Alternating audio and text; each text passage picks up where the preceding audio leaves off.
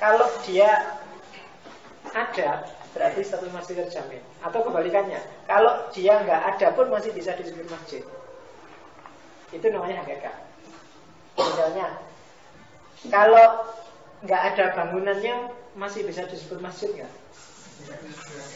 Nggak, berarti dia esensial. Kalau nggak ada jamaahnya masih bisa disebut masjid nggak? Masih ya. Berarti dia nggak esensial. Kalau nggak ada takmirnya masih ya, nggak penting takmir. Kalau nggak ada tempat sepedanya masih. Nggak ada sandal, nggak ada sajadah, nanti banyak variabelnya. Nggak ada imamnya masih dari masjid nggak? Masih.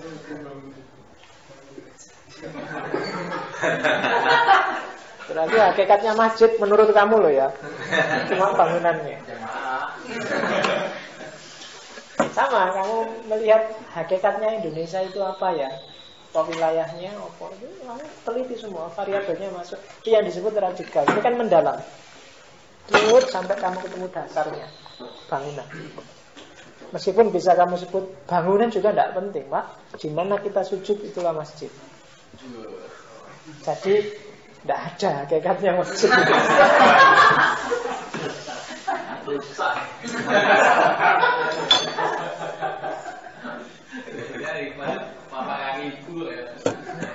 Oke. Bukan kamu sendiri yang bilang jamaah tidak inti, imam tidak inti, lah kamu dewe nyimpul gitu. Oke. Yo, silakan dibahas lagi. Yang ketiga kritis. Kritis kayak tadi, proporsional, porsional. Yang ketiga konseptual, reflektif. Jadi akalnya harus operasi. Konsep-konsep. Oh, kalau kayak gini ini namanya kafir, kalau kayak gini namanya masih mukmin, kalau kayak gini cengengesan, kalau kayak gini serius. Itu kan berpikir konseptual. Kamu harus punya konsep. Kalau nggak punya konsep, kamu bingung. Realitas itu penting, tapi realitas nggak akan bunyi kalau pikiranmu cair. Nggak punya konsep, nggak punya, bingung kamu. Tuh. Kamu harus sudah punya konsep tentang kursi, tentang sepatu, tentang kelas, tentang itu kan konsep-konsep yang ada di kepala. Itu harus dipakai untuk analisis. Itu ciri pemikiran filosofis. Jadi filsafat tidak sekedar membunyikan realitas, tapi dia juga melakukan konseptualisasi. Yang kelima, koheren, konsisten. Koheren itu berpikirnya runtut, nyambung. Kalau konsisten itu berpikirnya tidak loncat-loncat. Sama. Jadi orang berpikir filosofis itu harus jangan loncat-loncat. Jadi runtut itu sekuen. Jadi runtut itu saya ingin mengkaji masjid. Pertama-tama saya ingin neliti tentang definisinya masjid itu apa yang selama ini dipahami orang. Kemudian yang kedua saya ingin masjid dalam kitab-kitab kuning itu apa. Itu runtut, ada sekuennya, harus jelas. Dan itu berhubungan dengan sistematis, metodis. Tidak boleh acak. Runtut dan sistematis. Jadi sekuennya jelas dan terstruktur. Dan yang paling akhir, ini yang agak susah ditanggung adalah bebas sih, tapi kamu harus tanggung jawab. Yang berat itu tanggung jawab. Karena berpikir itu kamu harus berani menanggung segala resiko dari pikiranmu ketika sudah kamu ekspresikan. Bebas, berpikir itu pasti bebas. Tidak ada orang yang berpikir tidak bebas. Tidak ada satupun yang bisa menghalangi orang berpikir. Dicegah, dibatasi bisa, diatur bisa, tapi tergantung masing-masing orang mau nggak dia diatur. Kalau saya mau bebas ya, meskipun mengekspresi pemikiran itu tidak bebas, tapi berpikir itu pasti bebas. Kalau nggak percaya coba aja. Kamu pengen mikir apa aja boleh kok. Seandainya saya jadi presiden, nggak ada orang yang bilang kamu makar gara-gara kamu mikir jadi presiden. Iya kan? Kamu membayangkan saya pengen, meskipun yang jahat-jahat, yang jelek-jelek, yang itu kamu tidak bisa. Orang melarang pikiran. Awas loh, jangan berpikiran kotor loh. Nah, kalau memang isinya pikiranmu kotor, ya kotor aja. Jangan membayangkan yang tidak-tidak. Tapi ya kalau memikirmu ya aneh-aneh, ya bayanganmu ya sing ora-ora tetap. Orang tidak bisa menghalangi cara memikir. Kalau nggak percaya coba sendiri. Siapa yang bisa menghalangi kamu berpikir? Ekspresi dari pemikiranmu baru orang bisa komplain, bisa marah, bisa menghalangi, bisa ini. Disitulah letaknya tanggung jawab. Jadi jangan takut. Apa bisa Pak? Bebas berpikir? Bisa. Cuma bebas mengekspresikan pemikiran itu yang kamu harus tanggung jawab. Karena tidak selalu bisa begitu. Kadang-kadang menurut kamu benar, tapi kalau kamu ngomongnya langsung hari ini, orang bisa marah. Nah, itu kamu harus tanggung jawab karena kamu yang ngomong. Sebenarnya memang kamu omongkan. Tapi aktivitas mikirnya sendiri bebas. Jadi cirinya pemikiran filsafat itu bebas dan tanggung jawab. Kamu jangan marah. Loh ini kan pikiran saya sendiri. Ya, tapi karena sudah kamu omongkan, maka kamu harus tanggung jawab dengan yang kamu omongkan. Bukan dengan yang kamu pikirkan, karena mikirnya kamu bebas. Ya, jadi radikal, komprehensif, kritis, reflektif, konseptual, koheren dan konsisten, sistematis dan metodis. Yang terakhir bebas dan bertanggung jawab. Semua dari 1, 2, 3, 4, 5, 6, 7 itu kalau kita ringkes jadi satu, bahasanya cuma satu adalah akalmu harus sehat. Itu aja, akal sehat dan waras. Iyalah, sehat bahasa Indonesia ya bener, waras bahasa Jawa. Jadi akal sehat. Bekalnya itu aja sebenarnya. Akalmu sering sakit oleh banyak pengaruh dari luar, oleh obsesimu, oleh nafsumu, oleh ambisimu, oleh fantasimu.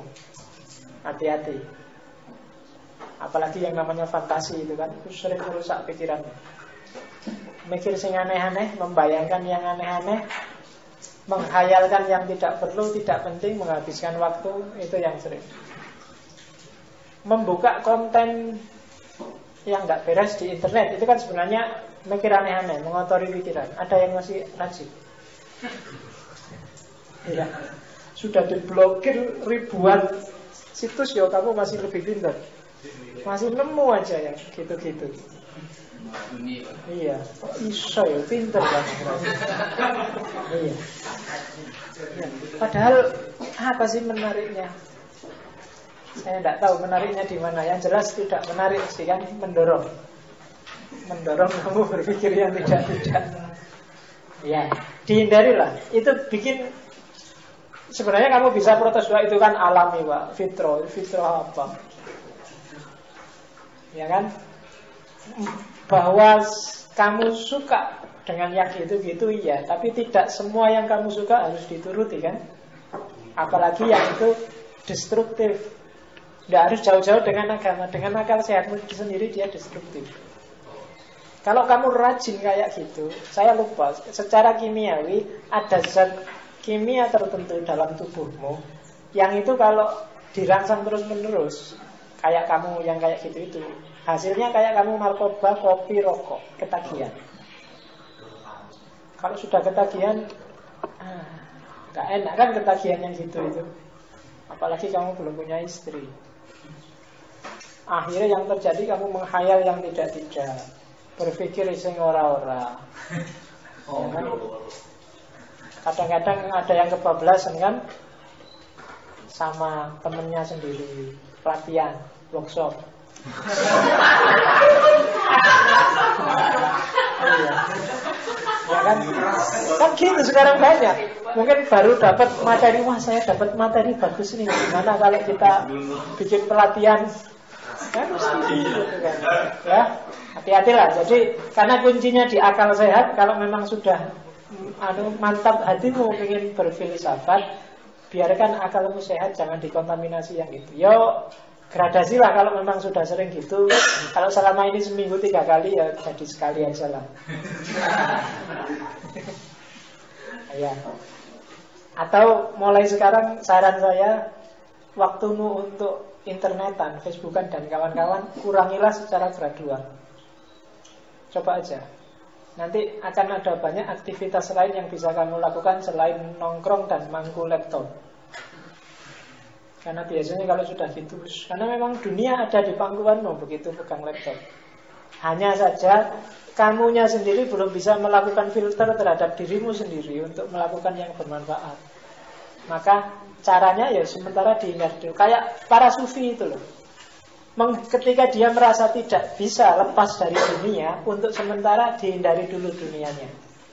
Kalau sudah keterikatan di batinnya dengan dunia sudah nggak dahsyat lagi, dia balik lagi hidup di tengah masyarakat tapi sama sekali tidak tertarik dengan dunia. Nah, caramu latihan juga gitu. Bukan berarti kamu nggak seneng perempuan, nggak seneng yang gitu-gitu. Karena kamu tidak mau terikat dengan yang nggak beres itu, kamu latih dirimu untuk tidak jadi terikat. Saya sering kan dikritik orang, kadang-kadang kalau ada apa, kita kan normal Pak, kita kan itu. Justru karena kamu normal itu hindarilah. Kalau kamu kalau kamu tidak normal sih tidak apa-apa, kamu gitu-gitu. Karena kamu normal itu hati-hati, hindari. Oke ya, cara berpikirnya dibalik gitu. Jangan mentang-mentang normal terus kamu lampiaskan sesuka hatimu. Oke, karena barang itu barang sakral. Kalau dibuka jadi nggak menarik. Kalau dipamer-pamerkan terus jadi harus ditutup. Jadi pikiranmu juga gitu, jangan diisi yang gitu-gitu. Kalau terlalu banyak konten itu, konten yang lain yang reflektif kritis nggak masuk. Betul loh. Dan ini kan lebih dasar daripada ceramah kayak gini kan kamu lebih mending nonton TV, nonton internet, mending gitu kan. Karena memang di sini ada saraf-saraf tertentu yang mengarah ke situ. Makanya hati-hati, dibentuklah bebas dan bertanggung jawab. Kamu bebas, tapi pertanggungjawaban. Pertanggungjawaban itu nggak harus untuk orang lain tuh. Yo, kalau karena kita Muslim, pertanggungjawabannya juga ke atas. Kamu tak kasih energi, tak kasih kecerdasan, tak kasih tenaga waktu muda, kamu pakai apa? Dari 100%, kira-kira yang paling banyak alokasinya untuk apa? Itu kamu besok ditanya. Ngenetnya berapa persen? Ngobrolnya berapa persen? Nongkrongnya berapa persen? Baca buku sama ngangkring kira-kira lama mana? Itu nanti ya, tanggung jawab kamu kan? Karena kamu ini dapat fasilitas. Yo, nggak setiap orang kan bisa menikmati fasilitas kayak kamu bisa kuliah. Jadi elit, tidak kerja tapi dikirimi uang terus dan dianggap kelompok intelek. Ini kan luar biasa. Padahal kamu di sini cuma nongkrong sama gitaran kan, tapi kalau kamu pulang kan merasa ini loh mahasiswa elit intelektual Indonesia kan, kamu merasa gitu. Padahal seminggu sekali megang buku nggak mesti. Maka anugerah itu harus kamu manfaatkan sebaik-baiknya. Oke. Bagian pertama provokasi filsafatnya saya kira sudah. Nanti kalau masih ada sesi kita masuk ke bagian kedua yang agak teknis. Ada pertanyaan? Iyalah, karena kalau saya ngomong sendiri kan enaknya kamu. Saya yang capek. Silakan. Pertanyaan, komplain, usulan, boleh untuk saya, boleh untuk panitia. Ya, saya nggak ngomong sendiri. Oke, nggak ada. Ini bukan ceramah di masjid loh ya, ini dialog loh. Saya mau tanya. Sebenarnya kalau tadi berbicara bersama itu pikiran kita harus tidak kotori. Saya katakan gitu, fantasi, ambisi, ada yang perlu kita sebagai generasi muda. Ini kan generasi muda hari ini kenapa tidak berkarakter, kenapa ada kata-kata galau dan sebagainya, itu karena saya melihat generasi muda ini tidak bisa bertahan melawan itu semua, melawan pengotoran pikiran yang tanpa sadar, dan itu secara naluri itu kontrol secara alam bawah sadar.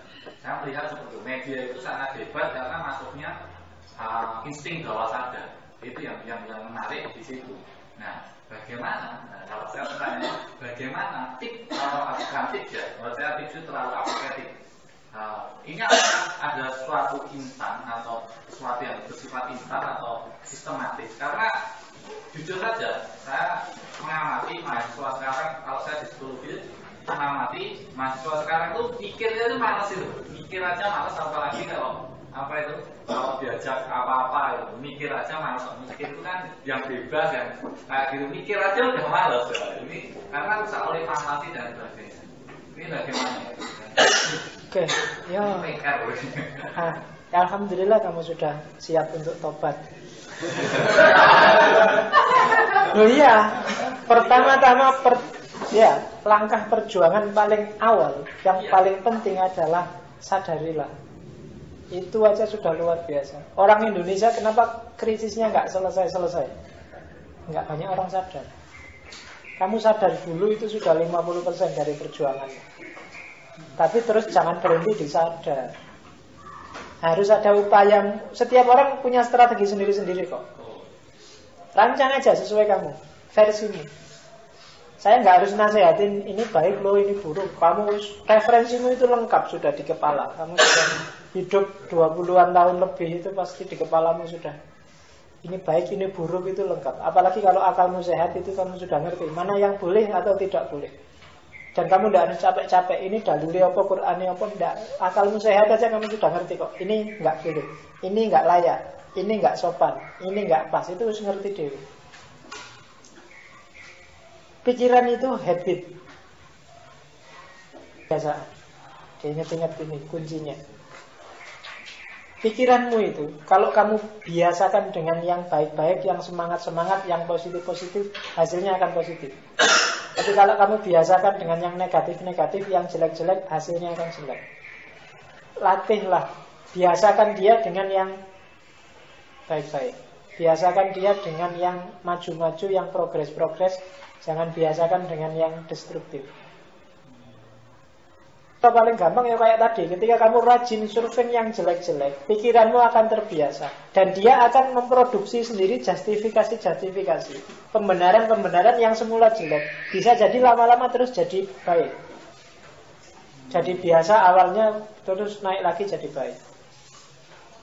Awalnya kamu agak gimana ya kok nonton gambar kayak gini. Terus lama-lama kelihatan lagi. Kelihatan lagi lama-lama. Ada yang lain nggak? Dan terbiasa sudah pikiranmu. Kemudian dia akan memproduksi justifikasi-justifikasi. Enggak apa-apa, cuma lihat kok. Lebih dahsyat orang yang melakukan, yang selingkuh, yang anu itu. Saya kan cuma lihat gini. Enggak apa-apa, cuma lihat aja kok. Enggak melakukan sendiri. Dosa ya dosa kecil, kayak gini. Dibandingkan yang korupsi tidak ada apa-apanya. Apa sih gini? Dia akan memproduksi justifikasi. Ini hak asasi kok. Saya lihat kayak gini kan urus-urusanku sendiri. Nanti akan gitu juga. Misalnya kamu yang sama pacarmu rajin belajar bersama sampai jam 12 malam di kamar. Itu awalnya kamu akan takut luar biasa, mungkin bingung, tapi lama-lama akan ada pembiasaan dan dia akan memproduksi justifikasi sendiri. Kalau sama pacar-pacarku sendiri, suka sama suka, nggak ada paksaan. Kalau ada resiko kan tak tanggung sendiri. Ngapain sih orang-orang itu rewel? Kan mesti gitu. Dan lama-lama kamu terbiasa dan pembiasaan. Maka sebelum terlanjur, biasakanlah akalmu dengan yang sehat-sehat, yang baik-baik, yang benar-benar. TV juga begitu. Kalau kamu merasa kamu merasa lemah dan sangat mudah terpengaruh, iya, ganti aja channelnya. Kamu nggak usah nonton yang gitu-gitu, nonton aja SpongeBob apa nonton. Itu ideologis. Iya kan? Jadi, atau kalau nonton TV ya tontonlah biasa-biasa aja, anggap aja nonton film. Kalau nonton film kan gitu kan. Waktu nonton aktornya nangis, kamu ikut nangis, sedih. Tapi habis nonton film kan biasa lagi. Udah lah, cuma film kok. Jadi kalau kamu nonton TV, anggap aja itu acting. nggak tenangan. Coba aja di TV itu debat mati-matian kayak mau pukul-pukulan, begitu acara ditutup ketawa-ketawa salaman. Sementara kamu yang lihat tadi masih marah, masih iya kan? Iya. Begitu ya, kita akhiri acara sekian terus salam-salaman, sementara kamu masih kurang ajar, masih gitu. Dia sudah salaman ketawa-ketawa. Maka anggap aja itu acting, gitu aja. Nggak usah dimasukkan lagi. Kamu cari sendiri kebenaranmu, kebijaksanaan versimu. Jangan takut. Jadi karena kamu tanggung jawab sendiri nanti. Jangan mau gampang dipengaruhi orang. Kalau kamu tidak betul filsafat, tidak harus ikut ngaji filsafat. Jangan mau dipengaruhi sama panitianya. Karena kamu yang ngerti butuhmu apa untuk hidupmu. Gitu loh. Refleksi. Makanya bagian pertama bagi saya penting untuk mengubah kamu. Kamu itu harus hidup mandiri, bertanggung jawab, mau berpikir, reflektif, jangan hidup asal-asalan. Kuncinya kan di situ. Maka paling awal tadi saya bilang setiap orang harus jadi filosof. Meskipun tidak harus setiap orang jadi ahli filsafat. Nanti siang kamu belajar filsafat barat, mungkin sorenya belajar filsafat Islam. Tidak apa-apa, itu referensi-referensi bahan kamu untuk berfilsafat, untuk memfilsafati hidupmu, untuk merefleksikan, untuk menguji hidupmu. Cari referensi sebanyak-banyaknya. Mungkin kamu punya keterbatasan, tapi tokoh-tokoh besar bisa ngasih kamu referensi yang lebih bagus. Caranya gitu. Jadi meskipun tidak harus kamu kuasai, seperti saya bilang tadi, yang wajib menguasai hanya mahasiswa filsafat. Kalau kamu agama hanya nyuruh kamu muhasabah, tafakkur. Makanya ayat-ayat yang nyindir kamu, afala ta'qilun, afala tatafakkarun, afala tatadzakarun, itu kan buahnya. Itu sebenarnya maunya nyuruh kamu berfilsafat, nyuruh kamu membijaksanai hidupmu. Oke, jadi mulai hari ini tadi siapkan dirimu untuk bertanding di arena hidup yang serius. Jangan sampai kamu sadar untuk serius itu nanti setelah menikah. Iya, orang itu biasanya sadar untuk hidup serius setelah menikah. Itu pun biasanya kesadaran ekonomis. Iya, kesadaran untuk cari uang. Untuk membangun kesadaran yang lebih tinggi dari itu harus sekarang. Karena kalau kamu nunggu besok setelah nikah, apalagi punya anak, agak berat. Maka ya mulai sekarang dibangun lagi. Aku ini ingin mencetak diriku dengan profil yang kayak gimana. Itu mulai kamu rancang sekarang. Jadi seandainya besok ada pelatihan lagi filsafat, acaranya jangan lagi ceramah, tapi workshop. Latihan evaluasi diri tapi yang filosofis. Itu lebih menarik.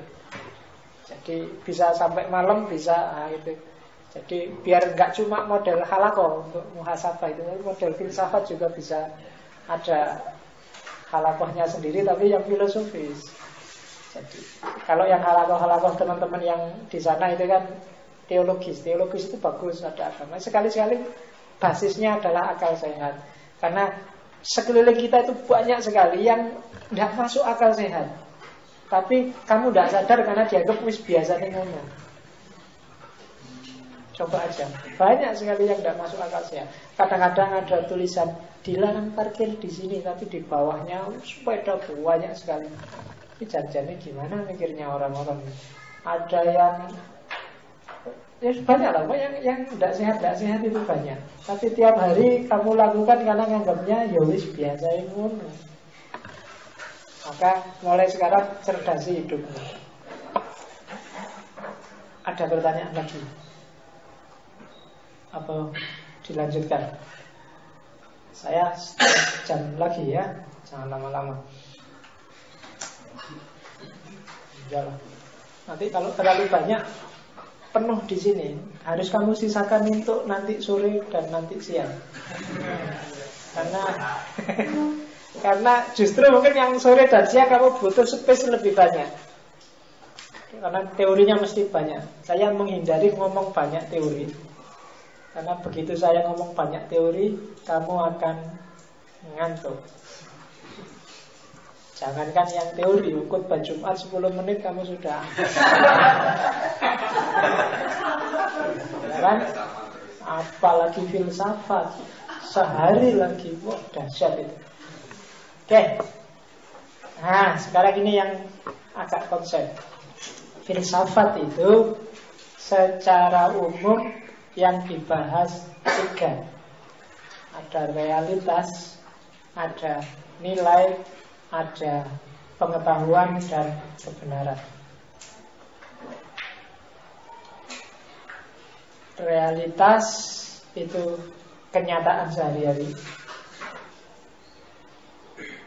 Kalau nilai itu isinya 2, ada nilai keindahan, ada nilai kebaikan. Nilai keindahan itu estetika, nilai kebaikan itu etika.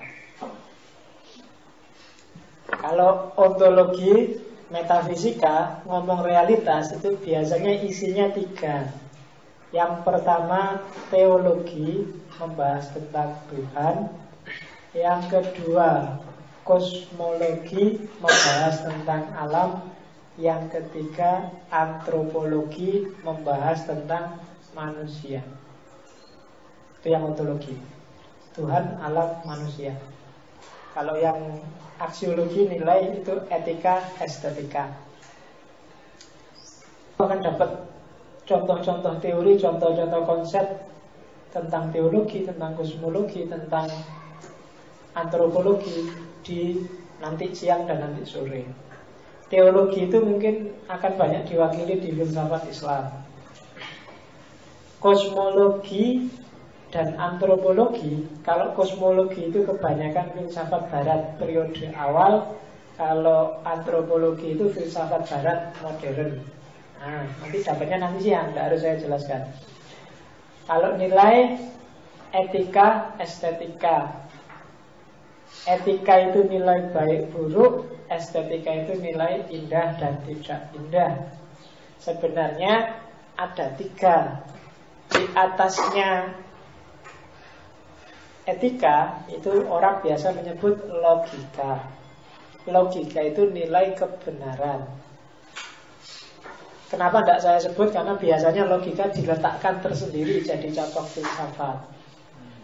Enggak, seandainya kamu mau masuk, sebenarnya dia juga nilai, cuma nilai kebenaran. Jadi dalam hidupmu kamu harus ngerti levelnya nilai. Ada level kebenaran, ada level kebaikan, ada level estetik. Nilai, biar kamu ngerti serba sedikit. Kalau kebenaran itu sifatnya universal. Dimanapun, kapanpun, siapapun akan setuju, harus ikut itu. Itu kebenaran. Makanya logika ilmunya. Asumsi-asumsinya eksak, pasti. 1 + 1 2. Itu kebenaran. Di bawahnya kebenaran itu nilai kebaikan. Kebaikan itu sifatnya konvensional. Konvensional itu kesepakatan, hasil konvensi. Baik di lokal ini tidak selalu baik di lokal sana. Itu nilai kebaikan. Kuliah pakai celana pendek itu di Indonesia tidak baik, tidak sopan. Tapi di luar negeri tidak apa-apa. Kalau kamu lihat di kampus di luar, apalagi pas musim panas, itu kan pakai celana pendek, pakai tank top, pakai tidak apa-apa kalau di kampus. Sayangnya di sini nggak gitu. Iya, kalau di sini kuliahnya nggak kenal musim, entah musim hujan atau musim panas. Iya, pokoknya harus pakai celana, pakai sepatu, pakai itu. Tapi kalau di luar enggak. Dan itu nilai harus memang derajatnya di bawah kebenaran. Kalau kamu uji secara logis, secara rasional mungkin enggak nyambung. Apa sih Pak hubungannya kuliah sama sepatu? Abot, kamu nyari argumennya susah. Karena memang levelnya bukan level kebenaran logis. Levelnya dia level kebaikan yang sifatnya konvensional, hasil kesepakatan. Disepakati bahwa kalau di sini Itu kuliah yang sopan, yang dianggap baik. Makanya kodenya bukan kode logis namanya, kalau di kampus namanya kode etik. Karena dia memang etika. Jangan kamu tanyakan argumen rasionalnya. Apa Pak hubungannya mikir sama sepatu itu? Apa kalau nggak pakai sepatu saya nggak bisa mikir? Kamu kan sering komplain gitu. Iya, levelnya bukan level itu. Aturan itu kode etik, etika itu kebaikan. Hubungannya bukan salah benar, tapi baik atau tidak baik. Kan itu nilai. Yang terakhir nilai estetik, keindahan. Ini lebih kecil lagi dari etik karena levelnya subjektif. Yang konvensional tadi namanya intersubjektif, disepakati oleh antar subjek. Nah, yang estetik ini namanya subjektif. Setiap kepala, setiap orang idenya masing-masing. Itu estetik. Saya merasa kalau orang rambutnya panjang itu cakep. Yang perempuan, bukan yang laki-laki. Itu saya, versiku. Mungkin kamu yang lain beda, gitu ya. Botak itu seksi misalnya. Itu versi individual. Karena botak atau tidak itu kan urusan estetik. Kalau urusan estetik orang bisa ya, bisa enggak, suka-suka. Saya suka laptop warna pink, ya suka-suka dia. Ada yang bilang saya suka dangdut. Sementara yang ala opo dangdut musik kayak gitu kan lebih enak campur sari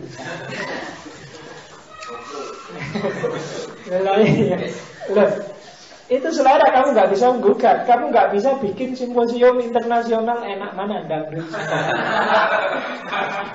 Nggak akan ketemu jawabannya. Karena itu urusan sangat subjektif. Masing-masing kepala, masing-masing orang punya persepsi sendiri-sendiri. Level ketiga. Jadi kalau kamu diskusi tentang apapun, pertama-tama lihat level nilainya. Ini ngomong benar salah, apa ngomong baik tidak baik, apa ngomong pantas tidak pantas, indah tidak indah. Itu aja. Kamu dikasih minum teh, nggak dikasih tutup. Sementara ini dikasih tutup. Itu kira-kira levelnya kebenaran, kebaikan atau keindahan? Kebaikan. Kenapa bukan kebenaran? Kalau saya argumennya gini, harusnya semua dikasih tutup. Kan ini lama, nanti jangan-jangan ada laler, ada apa masuk. Nah, ditutup dulu biar gak kena kuman-kuman. Kalau saya argumennya gini, kebaikan, kebenaran atau keindahan? Kebaikan. Oke, maka nanti pulang dari sini carilah buku yang judulnya Filsafat Nilai. Karena orang sering gitu, sering nggak bisa. Kalau itu kesepakatan, lihatlah konteksnya. Kalau itu kebenaran, lihatlah konsepnya. Kalau itu keindahan, lihatlah siapa yang ngomong. Itu aja kuncinya. Jadi kalau ini tema tentang benar salah, yo konsepnya dulu, teorinya apa yang dipakai, settingnya udah. Sementara kalau itu kebaikan, lihat di mana dan kapan ini diomongkan. Kalau itu konteks estetik, keindahan, siapa yang ngomong, siapa yang memahami. Itu pahami. Yang terakhir ngomong tentang jalannya, prosedurnya, prosedur berpikirnya. Itu cabangnya namanya epistemologi. Gimana caramu sampai pada kesimpulan dan apa ukuran benar salahnya. Itu namanya epistemologi. Ngomong tentang benar salah. Jadi dari ngomong realitas berarti ngomong tentang Tuhan, alam, manusia. Tema Tuhan, alam, manusia itu bisa kamu lihat di 3 level. Ada level kebenaran, ada level kebaikan, ada level keindahan. Dan caramu untuk membahas Dan ukuran benar salahnya apa, itu ada di epistemologi. Filsafat secara umum itu isinya. Jadi ada objek ontologisnya. Nah, disebut aksiologi karena hubungannya biasanya dengan aksi, dengan praktek, praktek kebenaran, praktek kebaikan, praktek keindahan, dan yang terakhir caranya, cara mikirnya. Mana salah, mana benar, ukurannya benar apa, ukurannya salah apa. Andainya kamu disuruh analisis, ngaji filsafat ini dengan ceramah di masjid, teman-teman HTI, itu kira-kira enaknya dibahas level kebenaran, level kebaikan, atau level keindahan?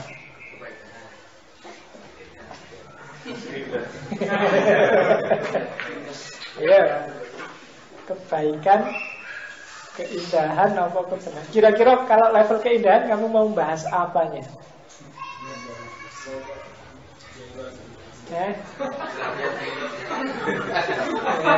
Ayo. Keindahan itu kan etis atau tidak etis? Apakah memang sudah etis? Misalnya yang sana di masjid duduk bareng sementara kamu di kelas, seperti kelas kayak gini, itu etis atau enggak? Atau memang sudah pas harus begitu, yang filsafat sekuler di luar masjid, sementara yang itu level kedua, etika kan. Urusan benar salah susah, tapi etika bisa dibahas. Atau indah tidak indah, oh itu nanti bisa lagi. Mana yang lebih indah, duduk kayak gini apa pelajari kayak gitu. Oke. Ya, ini tadi sudah tak bilang kan. Orang biasanya kadang-kadang sosial politik dimasukkan ke aksiologi, tapi saya cenderung tidak memasukkan sosial politik level aksiologi. Kenapa? Karena sosial politik juga harus dilihat levelnya. Apakah itu level baik tidak baik, atau level benar salah, atau level indah tidak indah. Meskipun nanti di buku-buku tertentu disebut sosial dan politik itu masuk aksiologi. Di luar tiga ini ada namanya filsafat khusus. Filsafat khusus itu berarti cara berpikir filsafat untuk menggarap wilayah-wilayah tertentu. Maka ada namanya filsafat agama, filsafat politik, filsafat budaya, filsafat uang, bahkan ada filsafat seks, ada banyak filsafat-filsafat itu. Itu berarti apa? Nalar filsafat yang tadi saya sebut di awal untuk memahami wilayah-wilayah tertentu. Kalau ini kan secara umum. Jadi yang secara umum ini ketika objeknya spesifik dan khusus, nanti akan melahirkan filsafat yang khusus. Kalau objeknya khusus agama, akan lahir filsafat agama. Kalau objeknya khusus ajaran-ajaran Islam, akan lahir filsafat Islam. Kalau objeknya khusus tentang aktivitas manusia, akan lahir filsafat budaya dan seterusnya. Bahkan ada filsafat tanah, ada filsafat uang, ada banyak kan kalau melihat di buku-buku itu. Jadi filsafat khusus. Ya nanti kamu cari di buku-buku. Ini nggak perlu saya jelaskan biar kamu tidak pening. Intinya ada dua model filsafat itu. Ada konstruktif filosofi, ada critical filosofi. Konstruksi filosofi itu isinya bikin teori, bikin konsep, bikin argumen, menjawab pertanyaan. Kalau critical filosofi itu kebalikannya, bukan menjawab pertanyaan, tapi mempertanyakan jawaban. Kebalik. Jadi ini kayak beda tadi. Tugasnya filsafat kan ada constructing argument sama criticizing. Yang constructing argument itu namanya constructive philosophy, yang criticizing critical philosophy. Konstruktif filosofi, kalau kamu nanti belajar filsafat barat modern, filsafat barat klasik, termasuk filsafat Islam, itu kebanyakan isinya konstruktif filosofi. bikin teori, bikin konsep. Sementara nanti kalau kalian belajar filsafat kontemporer, pasca modern, kebanyakan isinya critical philosophy, mengkritisi teori lama, konsep lama, cara berpikir lama. Kritis.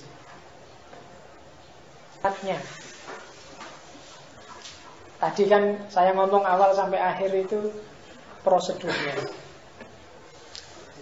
Sekarang yang terakhir saya ingin ngomong tentang alatnya.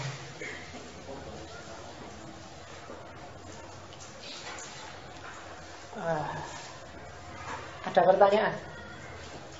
Saya belakang agak cepet ya, karena tak shortcut sampai setengah jam. Pokoknya yang penting misi saya pagi ini adalah kamu semangat atau paling tidak paham apa yang dimaui oleh filsafat. Itu aja. Kalau sudah kamu paham apa yang diinginkan oleh filsafat, apalagi kamu siap untuk tadi jadi filosof secara individual, berarti pagi ini saya sukses. Ya.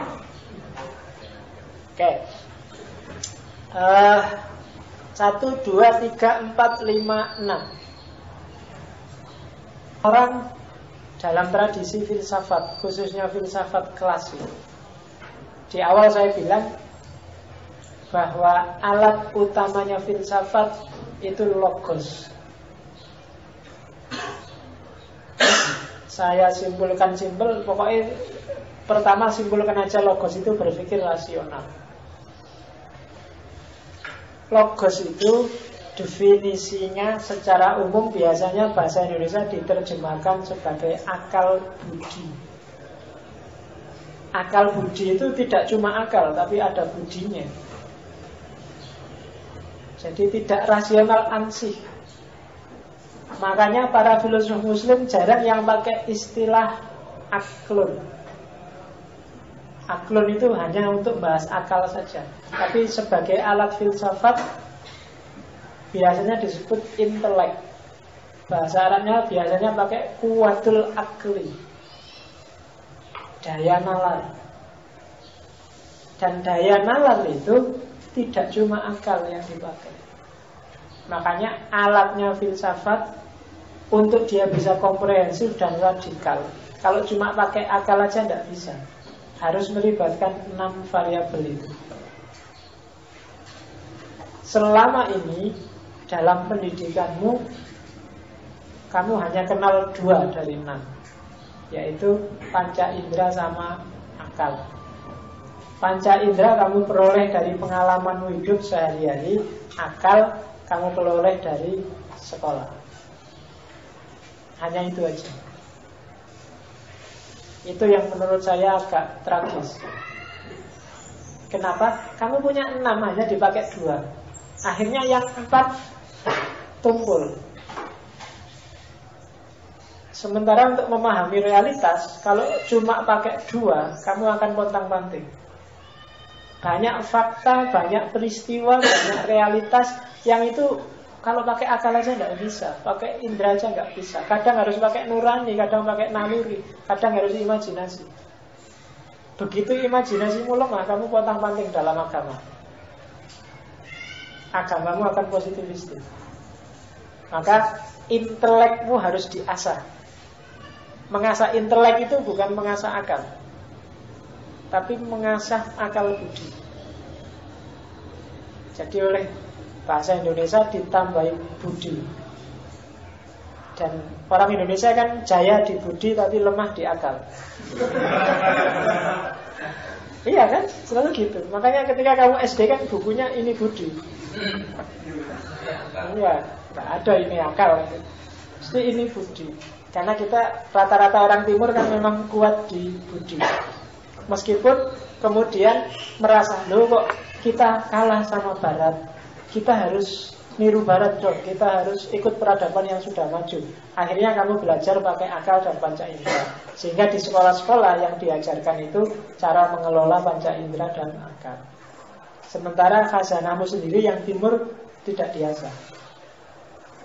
Lama-lama kamu kehilangan kepekaan di 4 bidang itu. Secanggih-canggihnya akal dan panca indramu bikin Borobudur kontang-kanting.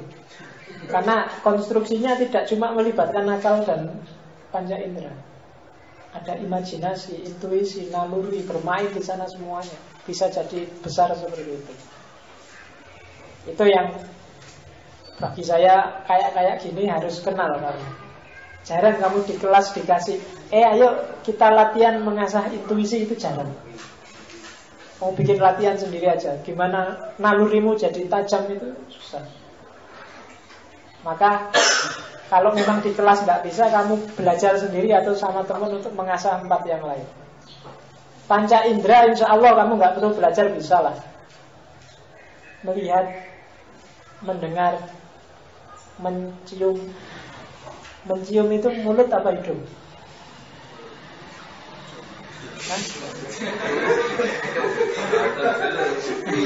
Nah, panca indera itu kan mendengar, melihat, meraba, mencium, sama merasa. Mendengar pakai mata, pakai telinga. Melihat pakai mata, mencium pakai dicium.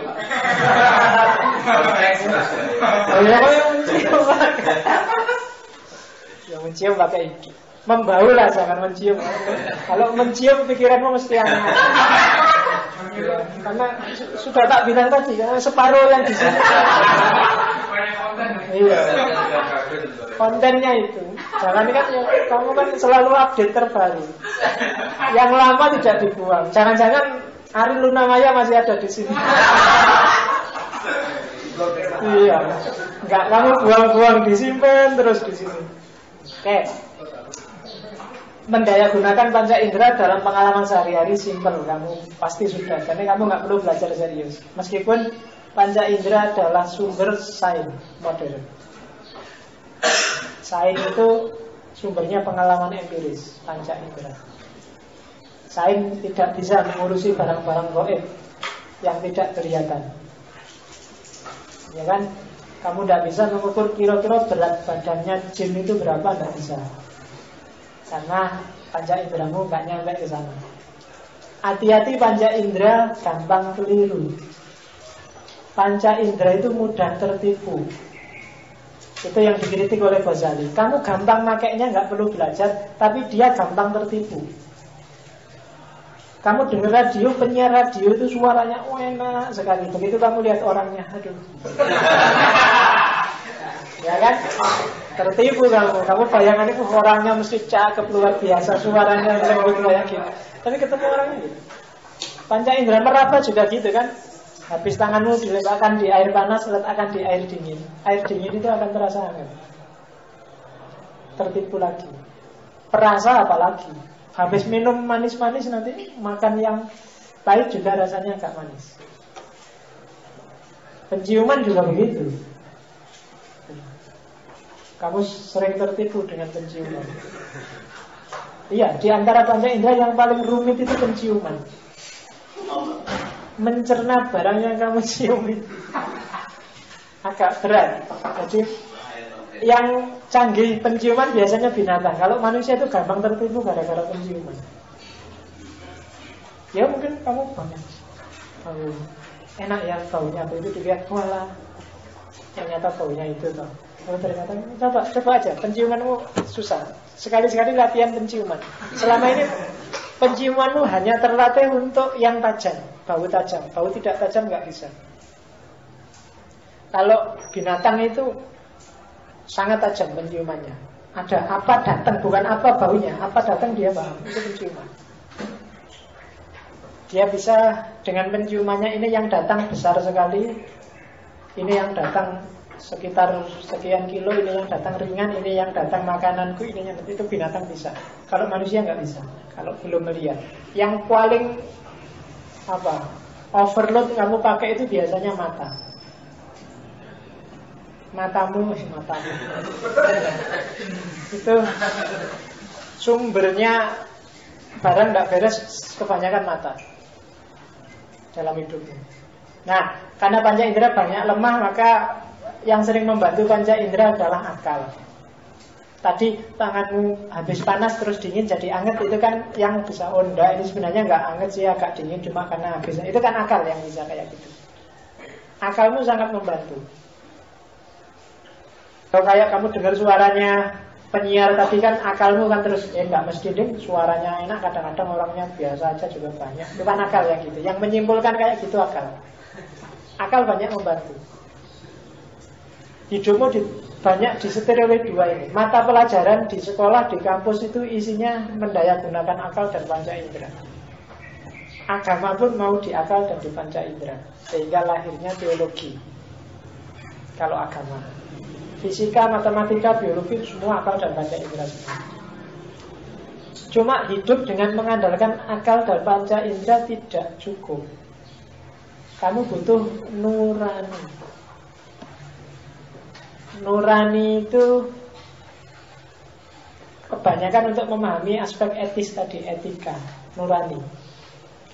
Kamu punya nurani itu belajarnya, mengasahnya di tengah masyarakat. Nggak bisa kamu berpikir refleksi baca buku untuk menumbuhkan kepekaan nurani. Nurani itu benar salahnya etis sifatnya di tengah masyarakat. Kalau kamu nyampe di perempatan Gejayan itu misalnya ada anak kecil minta-minta,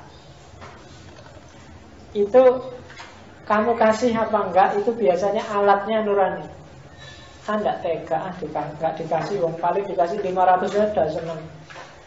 Dikasih 1000 aja sudah jingkrak, udah kasih aja. Itu nurani yang gini. Kalau akal enggak. Kalau akal itu mungkin bilangnya, alah, dia bukan adikku, bukan anakku, bukan anak ngapain dikasih-kasih. Secara rasional kamu memang nggak harus ngasih. Tasrifin, kamu kenal tasrifin?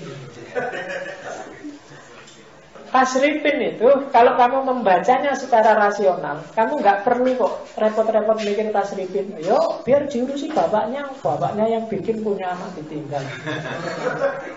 Ya kan? Rasionalnya gitu. Yo, urusannya SBY, pemerintah ngapain? Saya juga susah, nggak tak mikir. Akal. Tapi nurani mungkin nggak mengizinkan kayak gitu. Maka nuranimu harus hidup biar bagus secara sosial. Kalau nuranimu tidak terasa, hidupmu akan kering. Biasanya sama masyarakat nggak terlalu disenangi. Kalau kamu sering nonton sinetron apa? Tukang bubur naik haji itu, coba dilihat antagonisnya siapa? Haji Muhyiddin. Kamu sering nonton, mesti apa itu? Argumennya aja perhatikan Haji Muhyiddin. Itu argumen yang masuk akal. Dalam arti, ya masuk akal aja. Akal sehat bisa kok menerima cara berpikir kayak gitu. Cuma secara nurani enggak. Masa sih kita setega itu? Masa sih kita kayak gitu loh. Itu nurani yang bilang. Kamu misalnya ada pelatihan di sini mulai pagi sampai sore dan panitianya tidak ngasih makan. Oh, itu secara rasional mungkin panitianya mikirnya, bayarnya berapa? Oh, nggak nyampe. Oh, rasional. Cuma kalau anaknya orang disuruh duduk mulai pagi sampai sore, secara nurani. Iya, dikasih makan kan tegel. Oke, makanya nanti sama panitia kamu akan dikasih sesi setengah jam untuk cari makan sendiri. Dan sudah dialokasikan. Oke. Ya. Soalnya mau masjid. Ya. Pokoknya kalau nggak dikasih perlu dipertanyakan nuraninya. Oke, yang keempat naluri. Naluri itu insting. Tidak cuma kamu, hewan itu juga punya insting. Naluri itu kamu nggak perlu belajar, sudah punya. Bedanya ada yang diasah dan dipertajam, ada yang dicuekin. Kamu nggak pernah belajar, tapi secara naluri kamu yang cowok suka sama cewek. Kamu nggak perlu kursus, nggak perlu short course untuk bikin kamu suka sama perempuan. Otomatis kamu suka. Ibu itu otomatis suka sayang sama anaknya. Itu naluri. Tidak perlu belajar kok. Meskipun kamu zaman belum punya anak, ya ndak karu-karuan hidupmu, pontang-panting, wis pokoknya nomah kali ora karu-karuan. Tapi begitu punya anak kok bisa sayang sama anaknya. Itu naluri. Perampok yang sadis sesadis apapun, itu biasanya kalau pulang ketemu istri anaknya dia ketawa-ketawa. Kalau anaknya kecil ikut nyuapin, itu sayang sekali sama anaknya. Itu naluri. Bahkan jangan-jangan merampoknya itu karena nalurinya untuk ngasih makan keluarganya. Itu naluri ya. Nggak perlu dipelajari, otomatis. Justru kalau diingkari, orang kalau bahasanya kalimat itu terasing dari dirinya sendiri. Nalurimu menuntut A tapi kamu nggak mau, ingin B. Kamu sebenarnya suka sama cewek tapi kamu nggak mau. Ya, maksudnya nggak mau itu karena saya mau kuliah dulu, pokoknya nggak mau pacaran. Itu ya. Jadi kalau kamu ditanya, kenapa kamu nggak pacaran? Saya mau kuliah dulu. Pacunira payu. Ya, mulai alasan ya, pacunira payu alasan ingin kuliah yang serius. Itu naluri. Jadi saya sering bilang kalau ada mahasiswa, kalau kamu sudah jatuh cinta, jangan ditahan, malah potang-panting kuliahmu. Kalau belum tidak apa-apa, kamu nggak usah mikir cewek. Tapi kalau sudah seneng cewek dan kamu tahan-tahan, kuliahmu lebih seret. Karena energimu habis buat ngempet.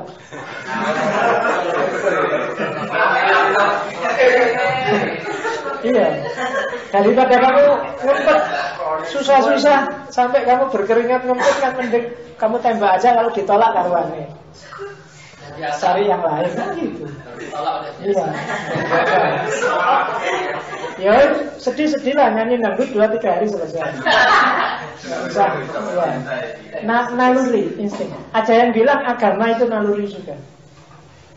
Orang dibiarin, nggak usah dikasih Quran, nggak usah dikasih, secara naluri dia akan menuntut sesuatu yang lebih tinggi dari itu. Maka sepanjang sejarahnya manusia, tidak pernah manusia itu tidak punya Tuhan dengan versinya masing-masing. Sejak zaman primitif, cara beribadahnya beda-beda, Tuhan yang disembah juga versi-versi lah. Tapi yang jelas, karena memang secara naluriah orang butuh Tuhan. Itu naluri. Ya tadi bedanya, banyak orang yang ini tidak diasah, sehingga tidak peka. Ada ibu yang bunuh anaknya, sekarang kan banyak kayak gitu. Itu berarti apa? Dia mematikan sendiri, lalu dia sendiri akan tersiksa. Karena secara naluriah ada tuntutan dia untuk sayang pada anaknya. Mungkin secara sosial ekonomi terpaksa sehingga dia marah. Begitu dia anaknya disiksa, pasti dia menyesal. Ada naluri.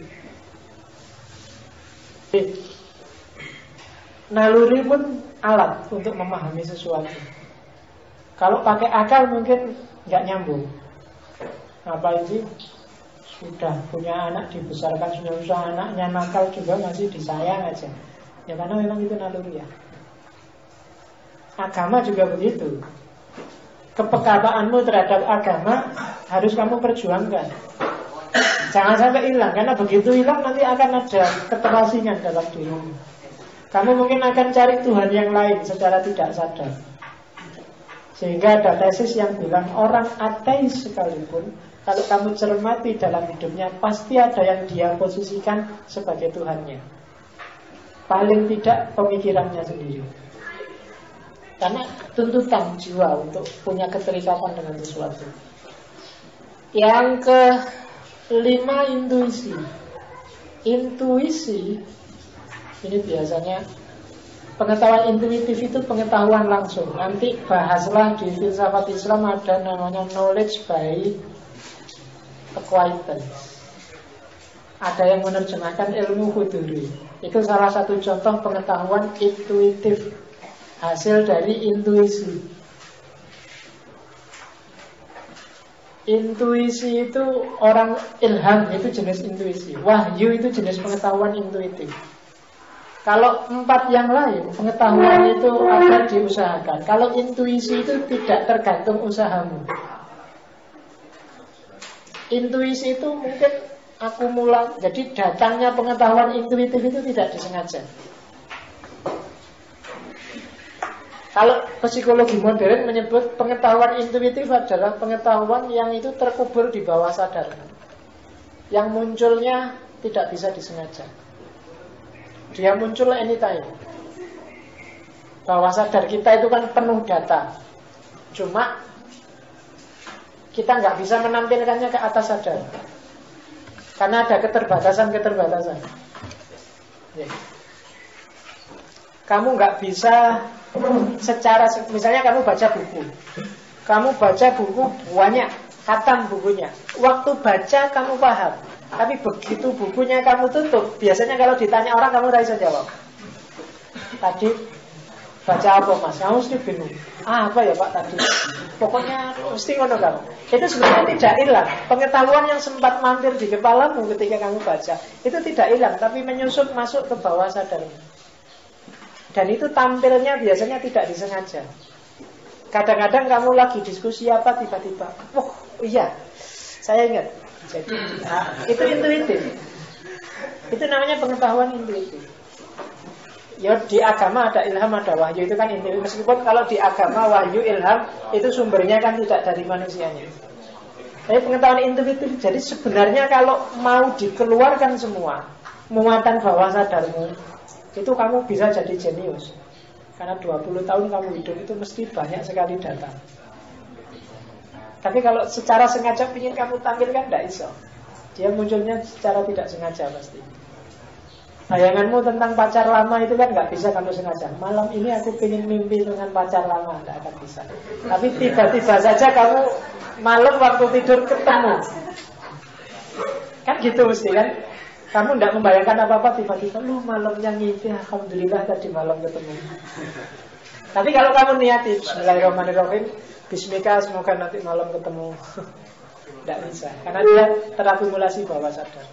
Itu salah satu jenis intuisi. Namanya knowledge by acquaintance. Makanya orang-orang sufi, orang-orang praktek yoga, biasanya cara dia melatih intuisi apa? Ada yang semedi, ada yang meditasi, ada yang wirid, ada yang terus pengetahuan dari bawah sadar akan naik ke atas. Makanya terus ada jalan instan, orang bikin namanya hipnotis. Saya tidak tahu karena tidak pernah. Ya. Ada yang pernah dihipnotis? Ada. Ya, iya,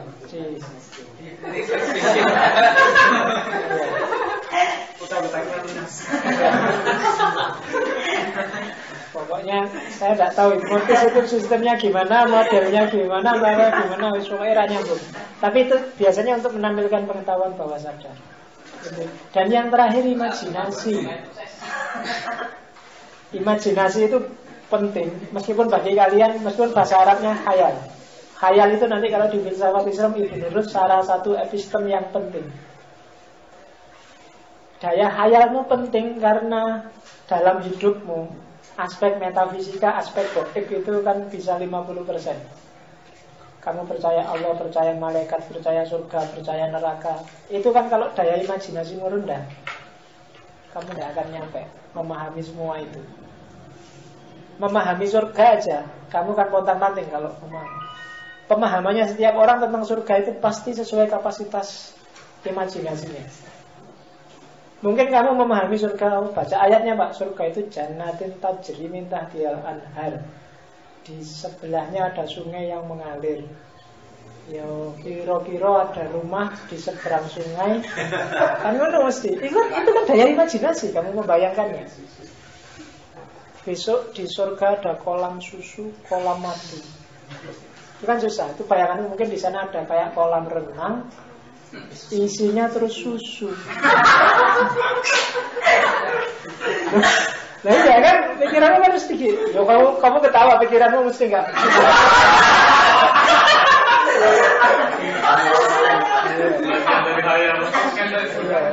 Sudah tak bilang ya tadi kan, isi pikiranmu itu separuh kan.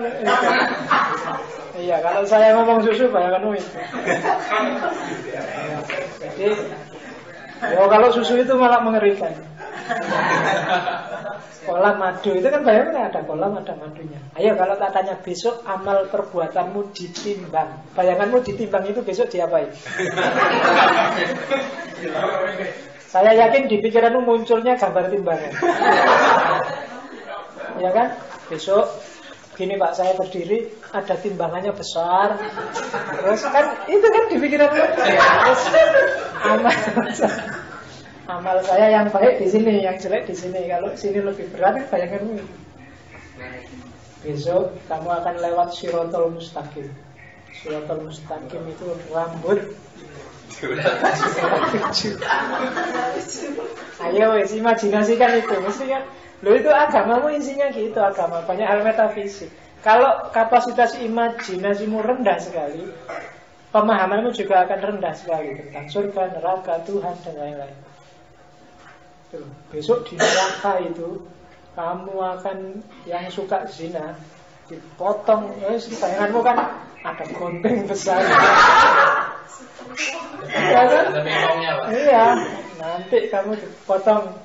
Ada yang seperti bayangan gitu. Dan peralatan surga itu di kepalamu kan gunting, palu, setrika besar, terus kan gitu kan, kayak peralatan.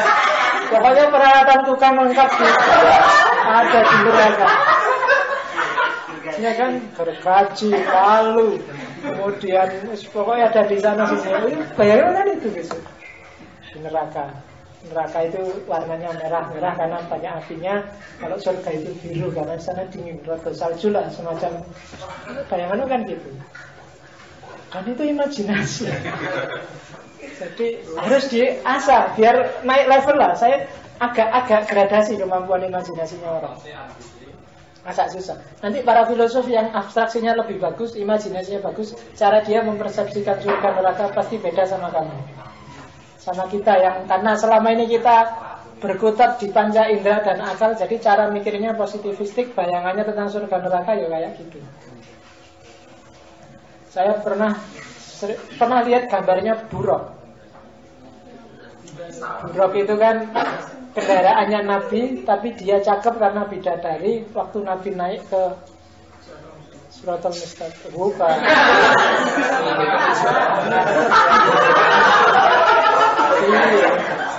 Pikiran Shiratal Mustaqim aja terus. Jadi yang tahu-tahu itu geleng-geleng itu. Tayangannya lanjut aja kamu. Oke. Jadi saya lihat gambarnya buruk itu di buku-buku itu ada kuda punya sayap tapi kepalanya perempuan cakep. Kan gitu. Itu kan imajinasi. Imajinasi itu kan kendaraannya Nabi. Terus kamu mikir di Arab zaman itu yang namanya kendaraan cuma dua. Kalau nggak kuda ya unta. Tapi kan ini cepat. Antara kuda sama unta mesti lebih cepat kuda. Maka bayanganmu kuda mesti. Kan kamu nggak mungkin bayanganmu pesawat jet itu kan nggak mungkin. Karena Arab zaman itu. Kemudian katanya dia bisa naik ke lantai 7. Langit level 7. Secanggih-canggihnya kuda, dia tidak akan bisa terbang naik ke atas. Maka biar dia bisa terbang dikasihlah sayap. Maka kudanya punya sayap. Tapi katanya dia itu cantik karena termasuk golongan bidadari. Terus kamu mikir lagi, secantik-cantiknya kuda gak ada yang lebih cantik. Akhirnya kamu potonglah kepalanya kuda itu, kamu ganti kepalanya manusia, perempuan cantik. Ya. Dan jadilah kemudian ilustrasinya buruk di buku-buku itu ada kuda punya sayap dan kepalanya wanita cantik. Itu imajinasi. Imajinasi di level yang punya kitab zaman itu. Oke, jadi panca indera, akal, nurani, naluri, intuisi, imajinasi. 1, 2, 3, 4, 5, 6. Kalau kamu menguasai 6 ini, kalau bahasa komik silat, barang siapa menguasai 6 panca inderanya, dia akan sakti. Iya. Jadi dengan menguasai itu kamu bisa membaca realitas ini secara lebih utuh daripada kalau alatmu cuma panca indera sama akal. Karena ada fakta, ada peristiwa, ada fenomena yang kadang harus dibaca dari aspek nurani, kadang harus dibaca dari aspek imajinasi, kadang harus dibaca dari aspek intuisi. Tidak selalu harus rasional. Itu yang kita kering di 4 yang terakhir. Filsafat pun nanti dalam sejarah kebanyakan filsafat barat itu pakai akal panca indera. Kalau filsafat Islam yang diandalkan biasanya imajinasi, intuisi, dan nurani biasanya banyak dibahas di etika, agak pecah-pecah. Realitas lebih utuh jarang diasah. Itu pun kamu belajar filsafat Islam, filsafat barat kan belajar produknya, belajar pikirannya orang. Jarang kamu belajar gimana biar kamu kayak Ibn Rus. Cara berpikir seperti apa yang dilakukan oleh Ghazali yang bisa kamu teladani. Itu menurut saya lebih penting daripada kamu berpikir apa pendapatnya Ibn Rus tentang Tuhan, apa pendapatnya Ibn Rus tentang kebebasan. Yang kayak gitu-gitu tinggal kamu baca di buku. Yang lebih kamu butuhkan menurut saya skill refleksimu, kemampuan untuk berefleksi, seperti tak jelaskan di awal. Oke, ceramah saya sudah ya. Pengajian itu 1 jam itu kamu sudah mampu mendengarkan. Ini 2 jam hampir ya. Silahkan kalau ada pertanyaan. Sebenarnya masih banyak ya, next time lah. Kalau tak borong semua hari ini, kamu cuma dapat ketawanya, nggak dapat filsafat. Yuk, silahkan kalau ada pertanyaan. Pak, ini termasuk dari program kita juga kan. Jadi kira-kira nanti kita mau membuat programnya menjadi workshop seperti yang jenengan bilang tadi itu. Kira-kira itu butuh waktu berapa jam untuk mengadakan itu, dan maksud saya pelaksanaannya gitu. Kemudian ya lebih banyak ke renungan atau teoretik gitu. Ini saya membayangkan filsafat itu kayak kamu belajar fikih. Usul fikihnya pahamilah. Begitu kamu paham, praktekkanlah untuk membahas tema. Itu menurut saya lebih mengasah kamu daripada kamu belajar filsafat terus. Tidak ada gunanya. Jadi misalnya kamu bikin semacam workshop, anggaplah misalnya seandainya itu 3 hari misalnya. Hari pertama teori, konsep, teknis. Sudah. Hari kedua praktek. Tinggal kamu nyari sampel masalah. Jadi misalnya, oke, nanti malam kita akan refleksi tentang tuduhannya Barat terhadap Islam yang teroris. Filosofis, jangan cari Quran, tapi kita nalar aja, kita sesuai bahan kita. Atau kalau terlalu besar, problem-problem kecil dulu. Misalnya problem tentang remaja dan masjid. Oh, itu yang kecil. Harusnya gimana? Apa harus ada macam-macam? Haruskah masjid itu variasi acara? Oh, macam. Bisa kamu cari latihan. Lama-lama kamu akan terasa. Dan jangan bikin forum debat. Forum refleksi. Bedanya forum refleksi dengan forum debat adalah kalau forum debat itu menang-menangan. Kalau forum refleksi, pendapat saya kayak gini. Yang sana saya tambahin dikit kayak gini. Terus yang situ, kalau saya, yang kamu omongkan tadi separuh tidak setuju, tapi bagian yang ini saya setuju. Yang tidak saya setuju itu ketika kamu ngomong ini loh. Kalau menurut saya nggak begitu, tapi begini. Terus yang satu ngomong, itu saling nambahi, lama-lama ketemu. Oh, berarti intinya ini. Tapi kalau kamu debat, sini pro, sini kontra, terus tawuran terus. Tidak akan ketemu jawaban. Maka filosofi itu tadi kan, komitmennya pada kebenaran, kebijaksanaan, bukan kemenangan. Meskipun banyak orang bilang filosofi itu harus kelihatan pintar, jadi kalau diskusi ragelem kalah, ngoyal terus. Bukan itu. Kalau ada yang kayak gitu berarti dia belum filosof. Atau seandainya filosof ya masih setengah jalan. Kamu bantu dia biar sampai di akhir jalan, misalnya. Jadi kalau dia pingin ngeyel, pingin menang ya wis sing waras ngalah. Nah iya kan teori ini ngono. Lalu kalau kamu juga ngeyel nanti tidak selesai. Dari teman bisa jadi musuh kan. Jadi ya wis sing waras ngalah. Sip kamu menang. Itu aja, nggak usah repot. Tapi kalau refleksi beda. Refleksi ini kan semacam muhasabah. Sekali-sekali bikin deskripsi diri. Ayo sekarang sesi kedua, masing-masing pegang kertas, deskripsikan dirimu, sebut kelemahan dan kelebihanmu apa aja. Saya itu lebih enak, lebih merangsang cara berpikir. Terus sudah ketemu kelemahannya, terus kan gitu. Nanti maka secara gradual akan ketemu. Meskipun di luar itu sebenarnya aktivitas filsafat itu kan aktivitas individual. Ketika sudah dilatih dan dalam latihan ini sudah lama, dalam praktek sehari-hari kamu harus berfilsafat sendiri dalam hidupmu.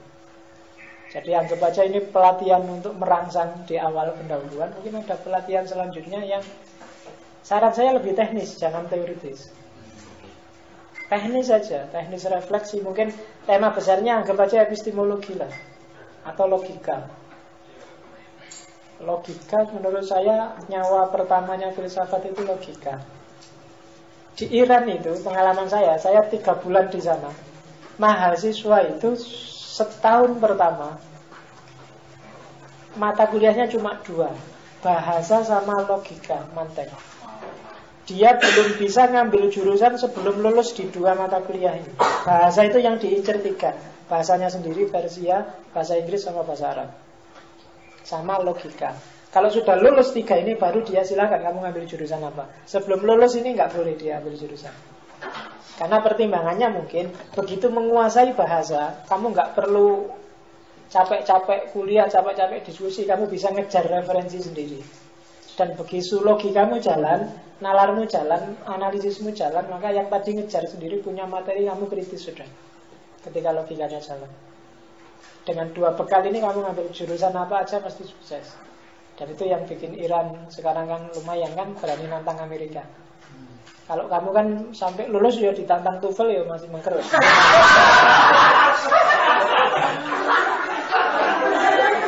Iya kan? Ya. Kalau ada film habis nonton, ada terjemahannya enggak? Kalau enggak ada kalau ada terjemahannya bahasa Inggris mesti yang Indonesia ada enggak? Iya.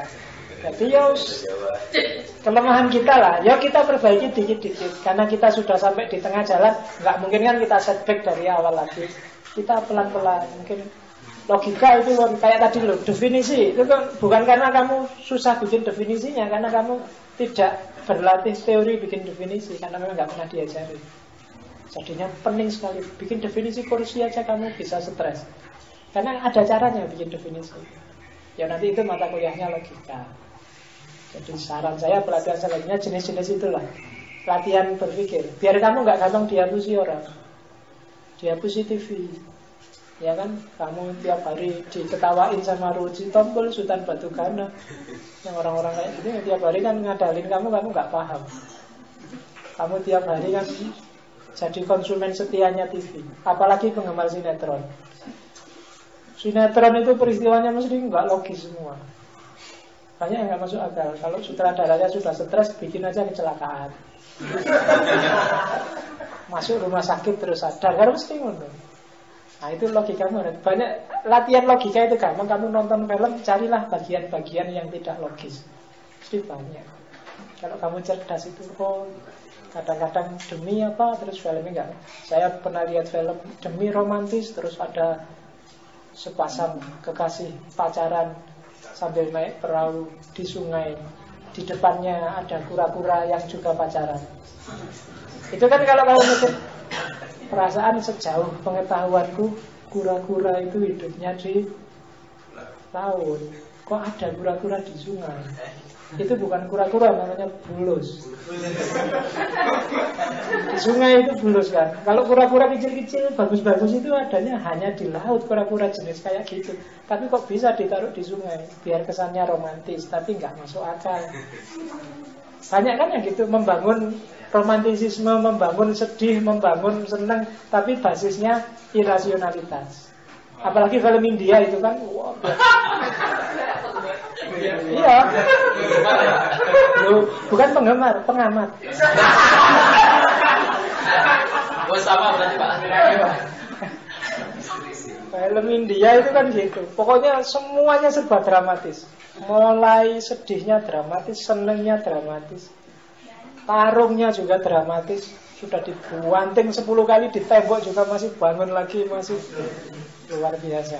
Sedih nyanyi, seneng nyanyi. Pokoknya begitu jalan-jalan ada taman langsung nyanyi. Film India itu kan.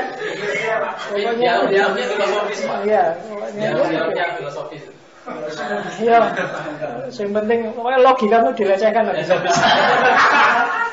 Dianggap kamu anak kecil lah bodoh kan gitu.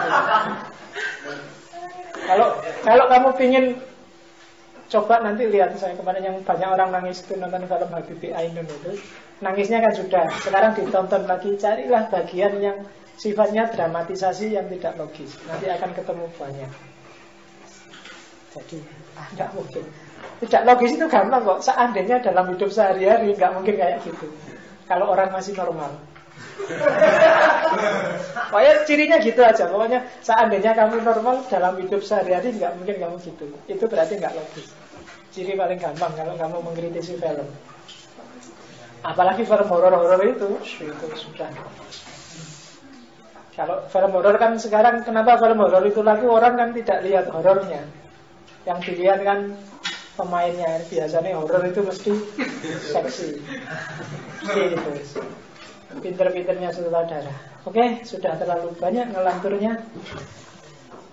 Kalau nggak ada pertanyaan, saya kira sudah ya. Pokoknya misi saya pagi ini, semoga saya sukses bikin kamu terprovokasi dengan filsafat. Itu aja. Termasuk juga tidak kan banyak orang yang ke filsafat itu jelek lah, sesat lah, apalah. Seperti saya bilang di awal, bedakan filsafat as product dengan filsafat as tool. Filsafat sebagai produk dengan filsafat sebagai alat.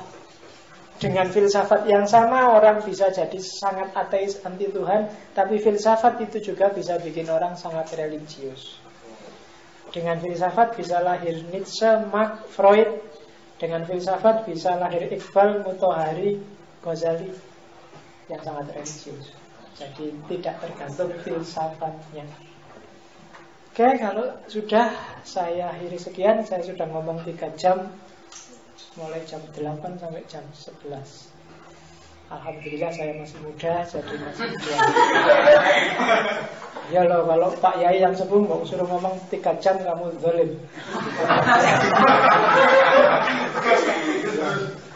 Oke, saya akhiri sekian. Wallahul muwaffiq. Wassalamualaikum warahmatullahi wabarakatuh.